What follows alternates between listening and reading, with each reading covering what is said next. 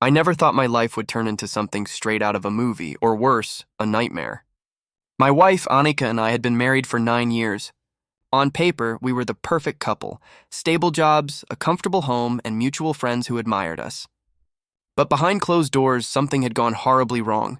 It started with small changes. Anika became increasingly secretive, phone always in her hand, late nights at work, and sudden mood swings whenever I asked questions. I brushed it off at first, convincing myself that stress and monotony were just part of marriage. But deep down, a nagging feeling told me something was wrong. Then, one evening, I came home earlier than usual. I was carrying groceries, whistling softly, imagining a quiet evening with my wife. As I walked in, I noticed her phone lying face up on the couch. Out of curiosity, I glanced at it and froze.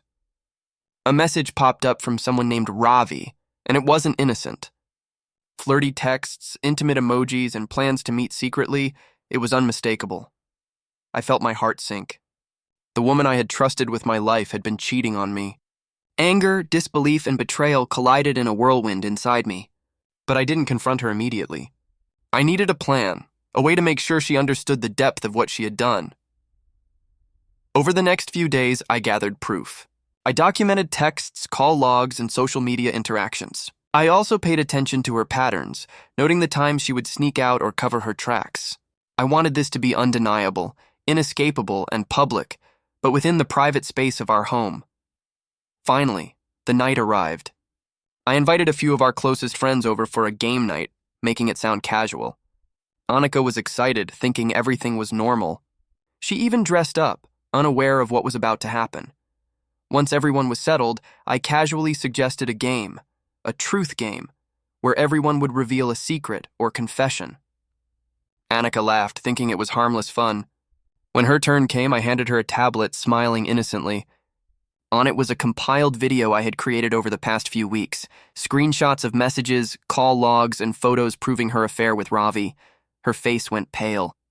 The laughter around the room faltered as the evidence played out on the screen. Friends whispered, eyes widened, and Anika's confident demeanor crumbled. She tried to protest, to explain, but the proof was irrefutable.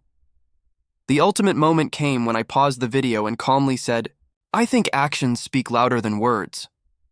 I had also compiled evidence of her trying to manipulate our friends and lie repeatedly about her whereabouts. The room fell silent. Anika was exposed, not with yelling or screaming, but with undeniable truth. I had one final twist. I had secretly recorded a conversation where she had bragged about deceiving me to Ravi.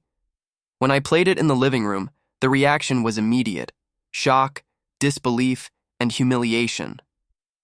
The betrayal was laid bare, and the karma of her actions hit her squarely in the place she least expected. Our living room, in front of people she cared about. After the gathering, I calmly told her I wanted a divorce. She begged, cried, and promised change, but trust once broken is hard to repair. I realized that revenge isn't just about humiliation. It's about reclaiming control, exposing deceit, and standing up for oneself. Weeks later, I moved out, focusing on rebuilding my life. Friends who had been shocked at the living room confrontation reached out, offering support and perspective. I reflected on the ordeal and realized that meticulous planning, patience, and evidence can turn betrayal into empowerment.